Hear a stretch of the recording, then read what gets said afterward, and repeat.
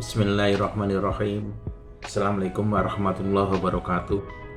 Eh, Alhamdulillah Rabbil Alamin. Allahumma sholli ala sayyidina Muhammad wa ala ali sayyidina Muhammad. Teman-teman sekalian, kemarin saya membuat video tentang Mbah Gufron. Banyak email ke saya untuk juga membahas mengenai kurafat ya, kesesatan yang dilakukan oleh ada di sana yang mengaku oknum Habib ya. Tapi ini benar teman-teman, sebelumnya sudah lama saya ingin membahas ini bagian dari saya untuk meluruskan ya syariat yang dibawa oleh Rasulullah SAW ya, karena bahayanya teman-teman orang yang tidak mengaji dengan benar ya, dengan guru yang benar, yang dia membuat kurafat ya, yang bahayanya itu kalau dia sudah keluar dari syariat ya, dari syariat Islam yang sudah dibawa oleh Rasulullah ya. Jadi memang benar, saya mohon ini MUI untuk juga mengevaluasi ya, kemudian membuat tabayun ya, membuat klarifikasi ke para habib tersebut ya. MUI bisa mengevaluasi ya, banyak video-video yang beredar bisa dilihat di YouTube ya.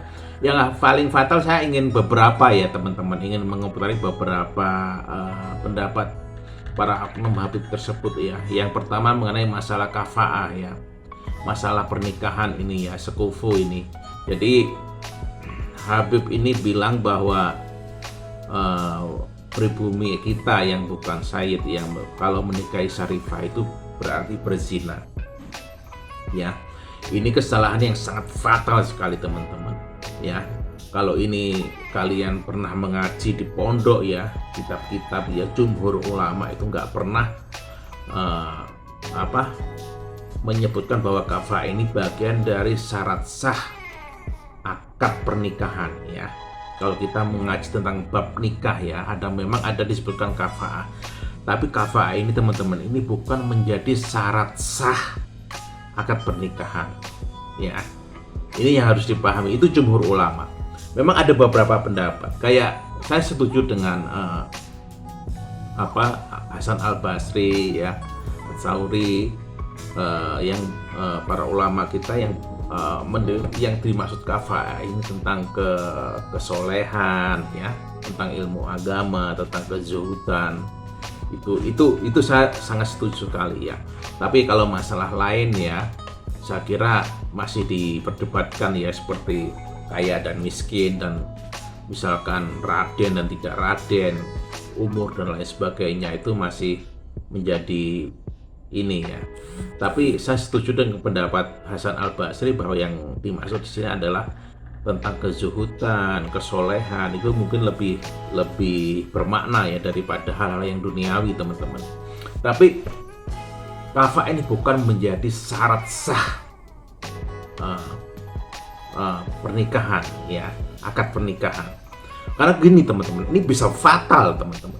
Kalau ini diyakini kebenaran dan kita tidak meluruskan, bayangkan teman-teman, Sayyidah Fatimah itu dinikahi oleh Ali bin Abi Thalib ya. Ali bin Abi Thalib itu bukan Sayyid ya, bukan keturunan Rasulullah.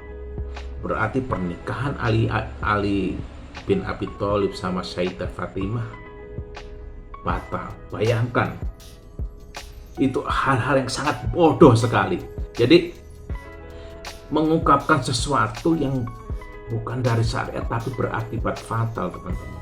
Bayangkan, yang sekarang itu gubernur Jawa Timur tuh, dulu teman saya itu, dia menikahi Basim tuh, berarti dia pernikahannya batal, berarti berzina. Itu teman-teman. Jadi ini MUI juga harus mengevaluasi seperti ini ya.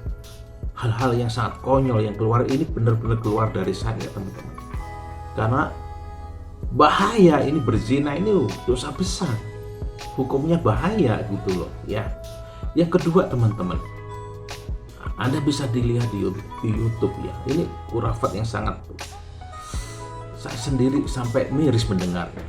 Ada seorang Habib bercerita bahwa dia mayat, terus kemudian si Habib menulis surat kecil ditaruh di bawah kepala sebelum dikafani ya, kemudian bilang nanti kalau malaikat bertanya nggak usah dijawab, kau akan masuk surga tanpa hisab. Ilmu dari mana seperti ini teman-teman? Bayangkan ini kesesatan yang luar biasa ya. Bagaimana mungkin ini, kadang kita harus berpikir jernih teman-teman seperti ini ya. Kemudian ada lagi ya, itu yang satu, dua. Yang ketiga, ada yang bilang begini, ada seorang Habib yang katanya mi'raj 70 kali dalam semalam. Ini kesesatan yang luar biasa teman-teman. Ingat ya, kenapa Rasulullah itu pada waktu Isra Mi'raj itu disebutkan spesial di dalam Quran. Ingat teman-teman, karena apa? Dari sisi kita logika secara sains ya, manusia itu nggak mungkin terbang ya dari satu tempat ke tempat lain. Kalau dulu mungkin dari dari Masjidil Haram ke Masjidil Aqsa, orang jahiliyah nggak percaya, karena dulu kalau ditempuh dengan kuda itu bisa 40 hari 40 malam. Sekarang Anda naik pesawat 2 jam selesai, tapi kan di dalam pesawat teman-teman. Kalau Anda nggak di dalam pesawat misalnya begini, itu dengan kecepatan suara itu semua organ tubuh kalian akan hancur. Makanya Allah berfirman di situ, alladzi barakna ya, kami berkahi. Jadi diberkahi artinya gini teman, ada suatu mukjizat yang itu diberikan kepada Allah kepada nabi-nabi tertentu ya, kayak Rasulullah yang sekarang kita seperti Isra Mi'raj. Itu kenapa disebutkan hal yang luar biasa di dalam Quran? Karena menurut sains kita ini ya nggak mungkin gitu, iya kan? Kalau di dalam pesawat kan mungkin tuh sekarang dari Mekah ke Madinah kan ada di dalam pesawat ya, karena organ-organ tubuh kita akan terlindungi ya, temperatur, tekanan udara itu kan dilindungi. Kalau nggak gendang kita kan bisa pecah itu. Makanya Allah mengungkapkan bahwa diberkahi sekelilingnya, berarti ada kalimat itu. Makanya itu di dalam sains nanti bisa dibuktikan apa. Ini seperti orang yang Ashabul Kahfi itu yang tidur di dalam gua itu selama sekian tahun, ya kan? Itu juga sama teman-teman. Karena kalau di situ disebutkan bahwa kalau kita hitung dengan relativitas Einstein ya, itu kan disebutkan mereka kalau orang melihat takut karena mereka seperti bayangan. Itu karena mereka bergerak gini teman-teman, yang di dalam gua itu ya. Kalau orang bergerak dengan kecepatan tertentu ya, itu mereka sekian menit atau sekian jam itu sama dengan orang yang diam kita ini sekian puluh tahun. Itu kan teori relativitas Einstein teman-teman ya, kayak begitu. Jadi makanya Allah menyebutkan spesial dalam Quran pada waktu menjelaskan tentang Rasulullah Isra Mi'raj. Ya seperti itu teman-teman.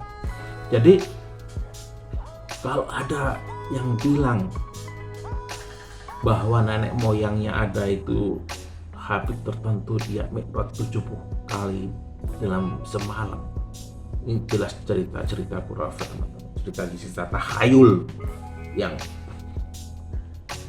yang nggak mungkin dipercaya gitu loh ya. Nabi Musa aja ingin melihat Allah teman-teman, nggak bisa, hanya seperti sinar Allah turun, gunung itu hancur. Makanya hanya Nabi tertentu, Nabi Muhammad yang bisa langsung melihat Allah. Setelah Allah memberikan khusus ya, label khusus ya, kalau Allah di barakna itu ya akan diberkahi. Berkahi seperti apa ya? Mungkin kita nggak tahu. Itu mukjizat kan.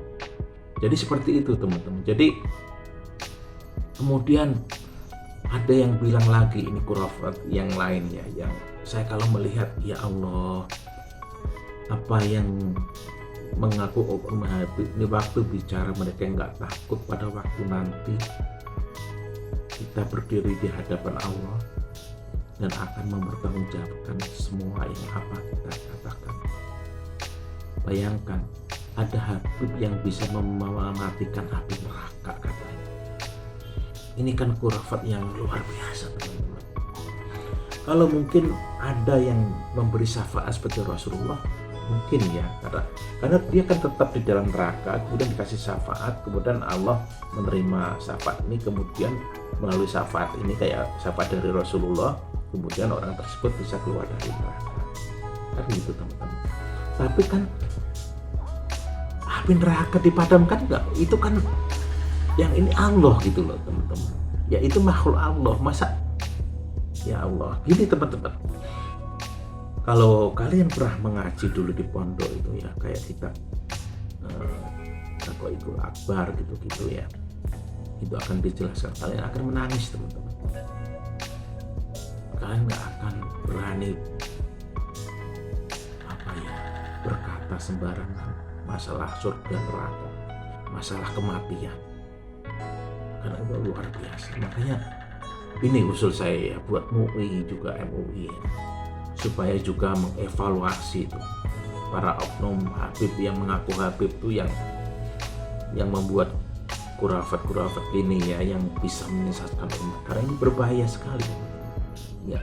Kalau kemarin Mbah Gufron sudah di ini, sekarang waktunya juga, nggak apa-apa ya. Saya harap MUI bisa tegak lurus ya, tidak memandang siapa-siapa, karena ingat dulu zaman Rasulullah pernah bercerita ya, kenapa orang Yahudi itu ada surat di dalam Al-Quran yang asbabun nuzulnya itu mengenai orang Yahudi itu selalu istilahnya tajam ke bawah, tumpul ke atas. Itu salah satu sifat orang-orang Yahudi itu begitu ya. Kalau mengenai orang-orang yang kesusahan, golongan kecil, hukum diterapkan. Tapi kalau mengenai orang-orang tertentu, orang-orang terpandang, hukum menjadi tumpul. Enggak boleh ya. Saya mohon MUI juga mengevaluasi para oknum Habib ini ya. Kalau perlu ya dipanggil untuk dimintai klarifikasi seperti itu ya. Kan ada beberapa oknum Habib yang sudah keterlaluan, teman-teman, saya kira ya. Saya juga sedang berpikir nih, mungkinkah kalau ini memang keturunan Rasulullah kok sampai berani mengatakan seperti ini ya? Apakah karena memang kebodohan atau ada tujuan lain, menistihadkan materi dan lain-lain? Saya tidak tahu, wallahu alam ya. Itu kembali ke mereka sendiri. Tapi tolong MUI untuk mengevaluasi hal-hal seperti ini. Saya kira ini yang bisa saya sampaikan, mudah-mudahan ini bermanfaat, teman-teman ya. Saya akhiri, assalamualaikum warahmatullahi wabarakatuh.